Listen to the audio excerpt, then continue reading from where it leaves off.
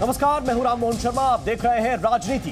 राज के अनुसार नीति या नीति के अनुसार राज। और फिलहाल राज की चाहत रखने वालों की नीति यह दिखाई दे रही है कि चुनाव में नेताओं को माफिया भी अच्छे लगते हैं। वोट का जुगाड़ होना चाहिए, किसी भी कीमत पर होना चाहिए, क्योंकि माफिया मुख्तार अंसारी की मौत पर कई राजनीतिक पार्टियों ने इसी तरह के सवाल उठाए, दुख प्रकट किया, मानो वो कोई गैंगस्टर नहीं बल्कि मसीहा। इसमें समाजवादी पार्टी सबसे आगे है, जिसने पहले मुख्तार को संरक्षण दिया, उसके परिवार को राजनीतिक जमीन दी और अब उसके मरने का मातम भी मना रही है। लेकिन इस बार सियासी रुदाली में कांग्रेस भी शामिल है और AIMIM भी। अब राजनीति का सवाल यह है कि क्या मुख्तार के लिए रोना पॉलिटिकल पार्टियों की मजबूरी है? और सवाल यह भी है कि सियासी दलों को माफिया आखिर क्यों पसंद है? हमारे साथ इस वक्त दो खास मेहमान जुड़ रहे हैं। सीधे आपका परिचय कराते हैं। AIMIM के प्रवक्ता वारिस पठान इस वक्त मेरे साथ हैं और समाजवादी पार्टी के प्रवक्ता फराज किदवई हैं। आज की चर्चा की शुरुआत करने से पहले मैं आपको इस वक्त दो तस्वीरें दिखाना चाहता हूं। जरा देखिए वो तस्वीरें, एक वो काफिला और एक ये काफिला। एक पुराना काफिला जरा हम आपको दिखाते हैं। मऊ दंगे के दौरान मुख्तार अंसारी गाड़ी पर हथियार लहराते हुए निकलता था, कानून व्यवस्था को बंदूक की नोक पर रखता था। उसको लगता था कि हमेशा शायद यही दौर रहेगा, लेकिन अंतिम सत्य आज की तस्वीर है। काफिला तो आज भी बड़ा है, आज भी निकला है। 26 गाड़ियां इस काफिले में, लेकिन ये मुख्तार की डेड बॉडी का काफिला है। मुख्तार के शव को लेकर यह काफिला जा रहा है। उत्तर प्रदेश में माफिया राज के अंत का यह काफिला है। ये नया दौर है, लेकिन अभी भी कुछ पार्टियां इस नए दौर को मानने के लिए तैयार नहीं दिख रही और इस सच को हजम नहीं कर पा रही कि यूपी के सबसे बड़े माफिया की मौत हो चुकी है। मैं ये चाहूंगा कि इसकी एक सही तरीके से इंडिपेंडेंट इंक्वायरी हो। इस परिवार से हमारे राजनीतिक संबंध रहे और कई बार के ये विधायक रहे हैं, और देखिए इनकी मौत संदेह में है।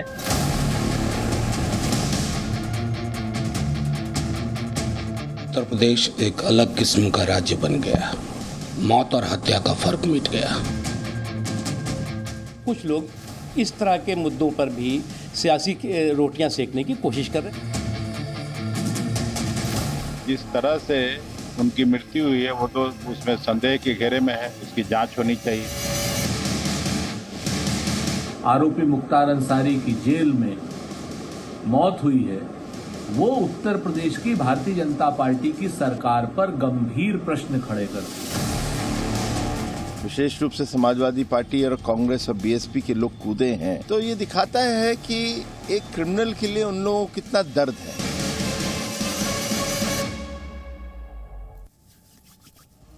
और आइए चर्चा की शुरुआत करते हैं। आप दोनों नेताओं को मैं सबसे पहले ये क्लियर कर देना चाहता हूं कि आपको अपनी बात रखने के लिए 2-2 मिनट का समय मिलेगा। और शुरुआत वारिस पठान के साथ कर रहे हैं। वारिस पठान जी, आपके अनइंटरप्टेड 2 मिनट शुरू हो रहे हैं आपसे। बस मुद्दे पे आप अपनी बात रखिएगा। वारिस जी।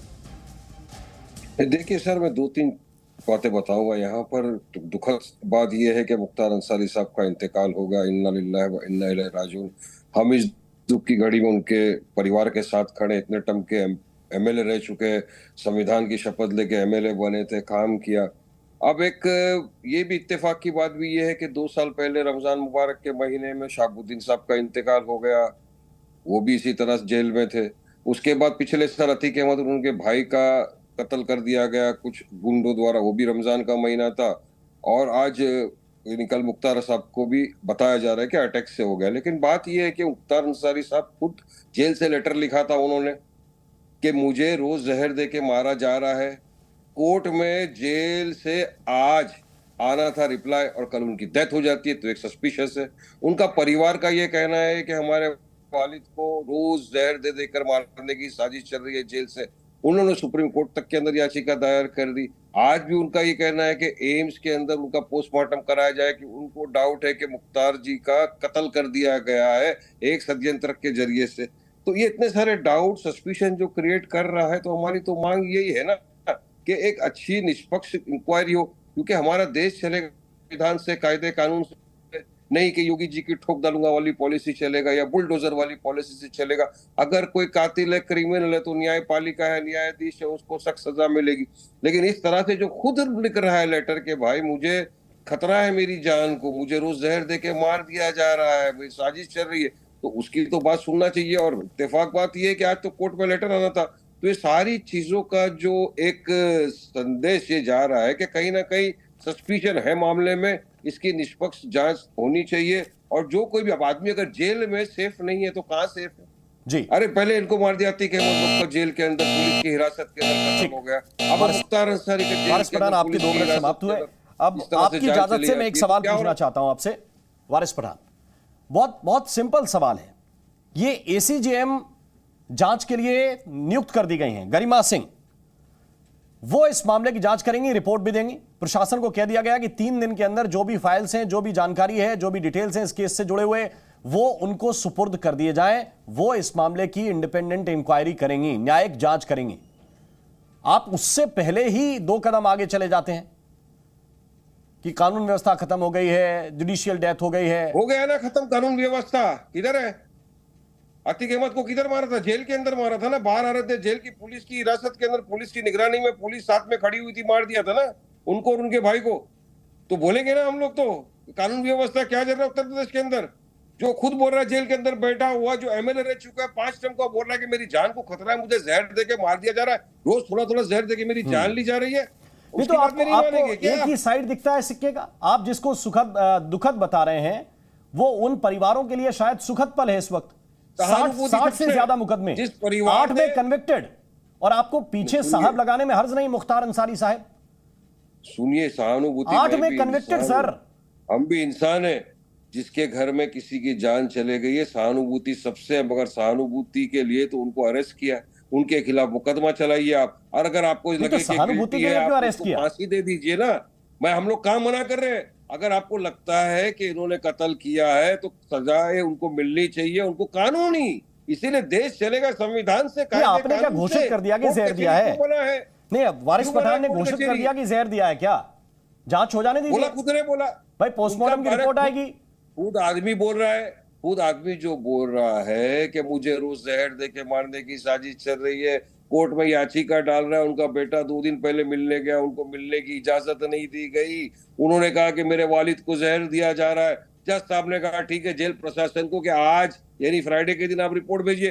थर्सडे को उनका इंतकाल हो जाता है, हार्ट अटैक दिखा दिया जाता है। वो बेटा बोलता है एम्स के अंदर उनका पोस्टमार्टम किया जाए, उनको यहाँ पे भरोसा नहीं है। तो ये सारी सस्पिशन की चीजें तो पब्लिक के सामने सच्चाई आनी चाहिए ना। नहीं, यकीनी तौर पे आनी चाहिए, सच्चाई आनी चाहिए। और इसीलिए मामले की वारिस साहब इसीलिए मामले की जांच दे दी गई है एसीजेएम को। और एसीजेएम मामले की अगर जांच कर रहे हैं तो आपको नहीं लगता कि ये आप अपनी पॉलिटिकल फायदे के लिए, कि साहब आपका वोट बैंक एड्रेस होता है तो हमें इस मामले को लेकर अतिरिक्त गंभीरता दिखानी चाहिए, चाहे असदुद्दीन ओवैसी हो, चाहे समाजवादी पार्टी के लोग हो? न्याय की बात करना पॉलिटिकल कब से हो गया? इंसाफ की मांग करना कब से पॉलिटिकल फायदा हो गया? सबका इंसाफ की मांग कर रहा हूं मैं तो बोल रहा हूं, लोगों के सामने हकीकत आ जाएगी। हकीकत लाओ सामने कि क्यों, जिस तरह से अगर इंसान अगर जेल में भी सेफ नहीं है तो कहां डाला जाएगा उस इंसान को? बताओ मेरे। जेल में सेफ नहीं है, अतीक अहमद जेल में सेफ नहीं, ये जेल में मर गए, इनका हार्ट अटैक जान चले गई। इंक्वायरी करिए, निष्पक्ष जांच करिए, रिपोर्ट लाइए, सार्वजनिक करिए, लोगों को। देखिए, हार्ट अटैक के मामले तो ऐसे होते हैं, हार्ट अटैक के मामले तो ऐसे होते हैं कि लोग जिम करते हुए चले जाते हैं, लोग दौड़ लगाते हुए चले जाते हैं, शादी में डांस करते हुए चले जाते हैं कार्डियक अरेस्ट के मामले में। तो आप क्यों जज बनना चाहते हैं? जज को जज का काम करने दीजिए। बिल्कुल आपकी बात सही है। जिम करते हुए आदमी का डेथ हो गया, क्या उसने लिखा था क्या लेटर के जिम का इंस्ट्रक्टर मुझे रोज जहर दे रहा है? लिखा था क्या कहीं पे लेटर? बताओ चलो। अच्छा, मुख्तार अंसारी को पता था कि उनको जहर दे दिया गया? मेरा एक दोस्त था जिसका जिम के अंदर एक्सरसाइज करते हुए डेथ हो गया जी। क्या उसने कभी कोई लेटर लिखा था जिम के खिलाफ कि मुझे रोज जहर दिया जा रहा है? कुछ भी आप बोल रहे हो यार, कुछ भी बातें लेके जा रहे हो। या एक आदमी खुद बोल रहा है मेरे को मेरी जान का खतरा है, मार डालेंगे। सोचो ना, इंक्वायरी क्यों नहीं चाहते आप? अरे अगर मैं तो कह रहा हूं कि इंक्वायरी तो घोषित कर दी गई है। वारिस पठान, आप क्या चाहते हैं ये बता दीजिए। इंक्वायरी तो होनी चाहिए, पोस्टमार्टम भी इंक्वायरी का हिस्सा है, विसरा की जांच होगी वो भी इंक्वायरी का हिस्सा है, इंक्वायरी पोस्टमार्टम भी इंक्वायरी का हिस्सा है, विसरा की जांच होगी वो भी इंक्वायरी का हिस्सा है, जो जुडिशियल जांच होगी वो भी इंक्वायरी का हिस्सा है। आप क्या चाहते हैं, आप क्या होना चाहिए? मैंने बहुत बहुत माजरत के साथ कहा था कि मैं 6:10 जी ठीक एक अंतिम जवाब देकर चले जाइए। नहीं बिल्कुल, बहुत शुक्रिया। मैं चाहता हूं एक निष्पक्ष इंक्वायरी हो, लोगों के सामने आए, जो उनका बेटा परिवार जो आरोप लगा रहा है, जो बोल रहा है कि हमारे वालिद को जहर देके मारा गया है, वो पूरी पब्लिक के सामने आना चाहिए और एक निष्पक्ष जांच हो, ताकि आगे से इस तरह की किसी की डेथ नहीं हो और देश में कायदे कानून चलेगा, ना कि ठोक डालूंगा वाली पॉलिसी या बुलेट से पॉलिसी ये नहीं चलेगी, संविधान से देश चलेगा। शुक्रिया वारिस पठान, हमारे साथ जुड़ने के लिए आपका शुक्रिया। मेरे साथ मेरे सहयोगी विशाल रघुवंशी भी इस वक्त जुड़े हुए हैं। फिर मैं फराज किदवई साहब के पास चलूंगा, समाजवादी पार्टी के प्रवक्ता इस वक्त हमारे साथ जुड़े हुए हैं। लेकिन उससे पहले विशाल रघुवंशी, जरा बताइए इस वक्त का अपडेट क्या है? देखिए, मैं आपको बता दूं कि जो शव का जो वाहन है वो इस वक्त चित्रकूट के रास्ते पर है और पूरा काफिला जो है वो साथ में चल रहा है। शव वाहन के साथ उमर अंसारी भी मौजूद है। इसके साथ साथ निकत अंसारी जो अब्बास अंसारी की पत्नी है और मुख्तार अंसारी की जो बहू है वो भी इस वक्त काफिले में मौजूद है। मैं आपको एक बार तस्वीरें भी दिखा देता हूँ कि इस वक्त चित्रकूट के रास्ते पर ये पूरा काफिला चल रहा है और सामने की तरफ देख सकते हैं आप जो गाड़ी जा रही है वो जो शव वाहन है उसी में ही मुख्तार अंसारी की डेड बॉडी को रखा गया है। इसके साथ साथ जो आगे एक पुलिस वैन चल रही है, इसके साथ ही एक पीछे जो है पुलिस वैन है। कुल 14 गाड़ियां जो हैं वो बांदा से आई हैं। इसके साथ साथ 26 गाड़ियों का पूरा काफिला चलना है, तो ऐसे में 12 गाड़ियां जो हैं वो अलग अलग डिस्ट्रिक्ट की हैं। चित्रकूट में बांदा से जैसे ही चित्रकूट में एंट्री की हैं तो 12 गाड़ियां जो हैं वो चित्रकूट पुलिस की उन्होंने तो है तुरंत ही स्कॉट करना शुरू कर दिया। इसके साथ आप देख सकते हैं कि पुलिसकर्मी भी आपको रास्ते में खड़े हुए दिखाई पड़ेंगे, मतलब रास्ता जो है क्लियर कराया जा रहा है। और अभी से करीब 120 किलोमीटर की दूरी पर प्रयागराज है और प्रयागराज से हंडिया रास्ते से होते हुए सीधे ये जो पूरा काफिला है ये पहले भदोही इलाके होते हुए वाराणसी पहुंचेगा। वाराणसी से आउटर रोड से ये गाजीपुर का रास्ता पकड़ेगा। तो फिलहाल ये काफिले का रूट है और अभी इस काफिले को पहुंचने में अभी थोड़ा सा वक्त लगेगा। ये बताया जा रहा है कि करीब 1:45 बजे के आसपास जो है ये गाजीपुर पहुंचेगा और चूंकि मोहम्मदाबाद गाजीपुर से थोड़ा सा आगे पड़ता है तो ऐसे में 1 बजे तक का समय लग सकता है। धीरे धीरे आगे बढ़ता जा रहा है। मैं आपके पास वापस लौट कर आऊंगा। हमारे साथ इस वक्त फराज किदवई साहब हैं। किदवई साहब, स्वागत है आपका। डीके दुबे साहब इस वक्त हमारे साथ राजनीतिक विश्लेषक जुड़ गए हैं, स्वागत है आपका भी। किदवई साहब, ये विशेष प्रेम समाजवादी पार्टी का मुख्तार के परिवार के साथ अभी इसलिए ज्यादा उमड़ रहा है कि चुनाव बहुत करीब है, अफजाल अंसारी को टिकट दिया आपकी पार्टी ने? देखिए, मुझे नहीं लगता है कि आप ये किस प्री अज्यूम्ड नोशन से बोल रहे हैं कि विशेष प्रेम समाजवादी पार्टी का। मुझे समझ में नहीं आता है कि सारे सवाल विपक्ष से क्यों। आप ये बताइए कि लोकसभा के इलेक्शन से ठीक पहले मुख्तार अंसारी की मौत हो जाती है और उसमें भी मुख्तार अंसारी चिट्ठी लिख करके बोलते हैं कि मुझको खाने में धीरे धीरे जहर दिया जा रहा है और सरकार उस तरफ कुछ सोचती नहीं है, और फिर इल्जाम ये लगाया जाता है समाजवादी पार्टी का प्रेम। अरे साहब, इस डेमोक्रेटिक व्यवस्था में हर हाल में और हर स्थान पर किसी के जीवन की रक्षा करना सरकार का पहला दायित्व होता है।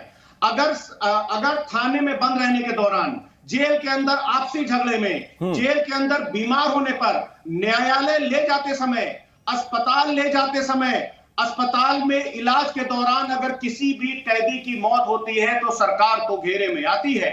और हम लोग अब बात करते हैं साहब के अमृतकाल के उस उत्तम प्रदेश के लॉ एंड ऑर्डर की।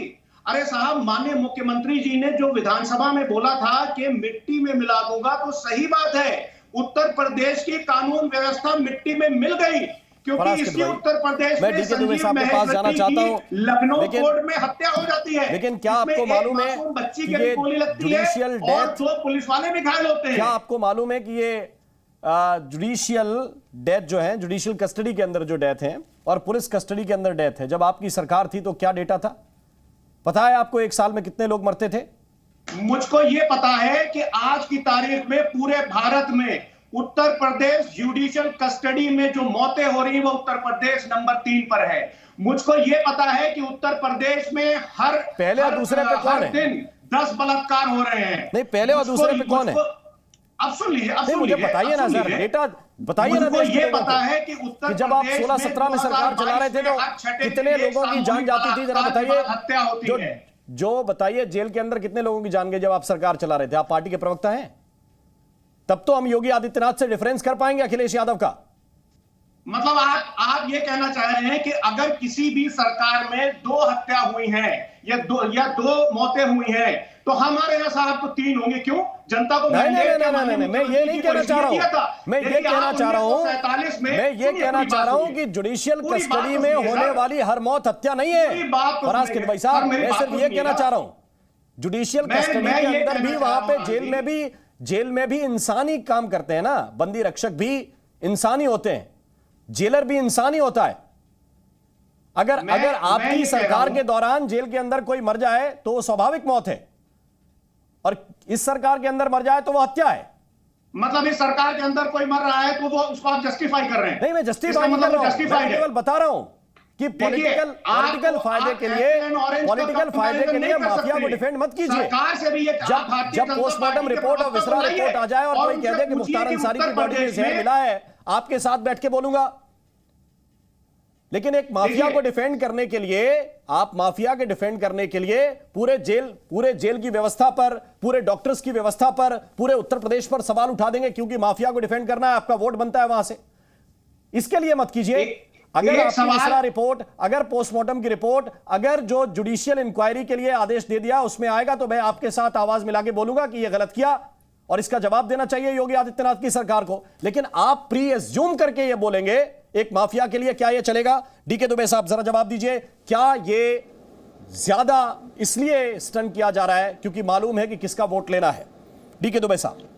देखिए, अब जब एक चीज़ बड़ा स्वाभाविक है जिसके कानून के विषय में भी अपने को जानकारी चाहिए होती है, वो ये है कि अगर कस्टोडियल डेथ कोई भी होती है तो ऐसा नहीं है कि कस्टोडियल डेथ को ऐसे छोड़ दिया जाता, कोई की भी। ये तो मुख्तार अंसारी की बात छोड़ दीजिए, किसी की भी कस्टोडियल डेथ होती है तो उस पर एक इनक्वेस्ट बिठाया जाता है। इनक्वेस्ट में प्रीमा फेसाई अगर ये पाया जाता है कि संभावना है कि हत्या की गई हो तो फिर बाकायदा उस पर इन्वेस्टिगेशन बिठाया जाता है।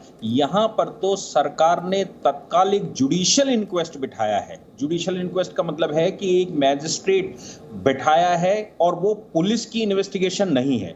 तो ध्यान रखने की बात यह है कि न्यायालय इंडिपेंडेंट है और न्यायालय अगर इंक्वेस्ट करेगा तो दूध का दूध पानी का पानी निकल कर आएगा।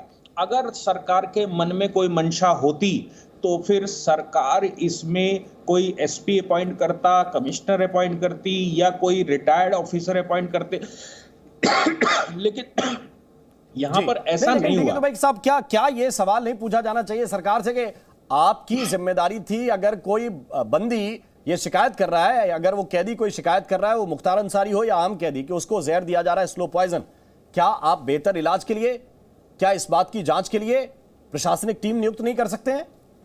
आप देखिए, इसमें हुआ क्या कि पहले उनको वॉमिटिंग हुई थी पिछले महीने, तो उन्होंने शिकायत की थी इस बात को। जैसे ही उनको वॉमिटिंग हुई तो उस मामले में जेल का मेडिकल स्टाफ नहीं, पीजीआई में एडमिट करवाया गया और पीजीआई में जाकर वहां उनका टोटल इन्वेस्टिगेशन हुआ। उसके बाद पता लगा कि नहीं साहब, ऐसी कोई बात नहीं है। अब पीजीआई की जो रिपोर्ट आती है जिसमें उनका इलाज चल रहा था या इलाज हुआ है, उसको कैसे झुठला दोगे?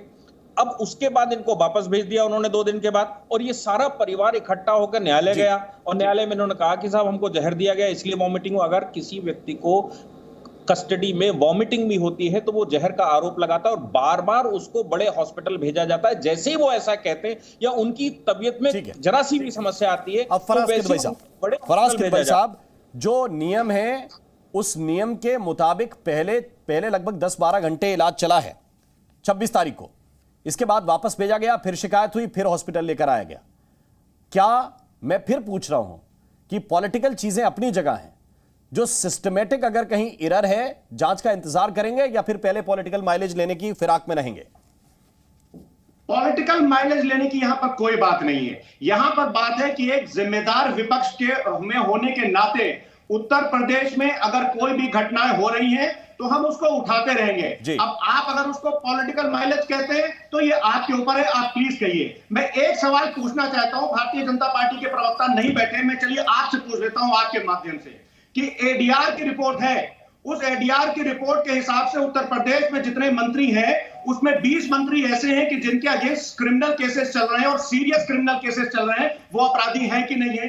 अरे क्या बात करते हैं साहब आप? उत्तर प्रदेश में आज की तारीख में, मैं फिर से बोल रहा हूं कि हर दिन 10 रेप के मामले हो रहे हैं। उत्तर प्रदेश में क्राइम अगेंस्ट वुमेन इस टाइम सबसे ज्यादा है। डाउरी डेथ्स की अगर आप बात करेंगे तो 1/3 जो है वो खाली उत्तर प्रदेश में हो रहे हैं। यहां पर तो साहब महिला जज भी सेफ नहीं है। ज्योत्सना राय जो कि एक महिला जज थी बदायूं में, उनका मर्डर हो जाता है और उनके फादर जाकर के एफआईआर करते हैं। तो जिस उत्तर प्रदेश में कोर्ट में मर्डर हो रहे हो, जिस उत्तर प्रदेश में महिला जज मैं अगर कोई बात हो रहा हूं ना, आप कह रहे हैं आप बोल सकते हैं, आपने डेटा दिया, इस डेटा पे सवाल नहीं उठा रहा हूं। अगर किसी प्रदेश में एक साल में 400 लोगों की मौत हो जेल के अंदर, आपको केवल 4 मामले याद आए और उन 4 मामलों को आप तूफान बनाकर खड़ा कर दें, तो उन 4 मामलों पे सवाल उठते हैं। आप 400 के 400 उठाइए ना कि किस किस की बात हुई। ठीक है, आप 400 के 400 उठाइए, लेकिन आप इसमें सिर्फ 2 मामले उठा के लेके जाएंगे तो लोग पूछेंगे कि इनका मामला आप इसलिए उठा रहे हैं क्योंकि इनसे आपके पॉलिटिकल गेन्स हैं।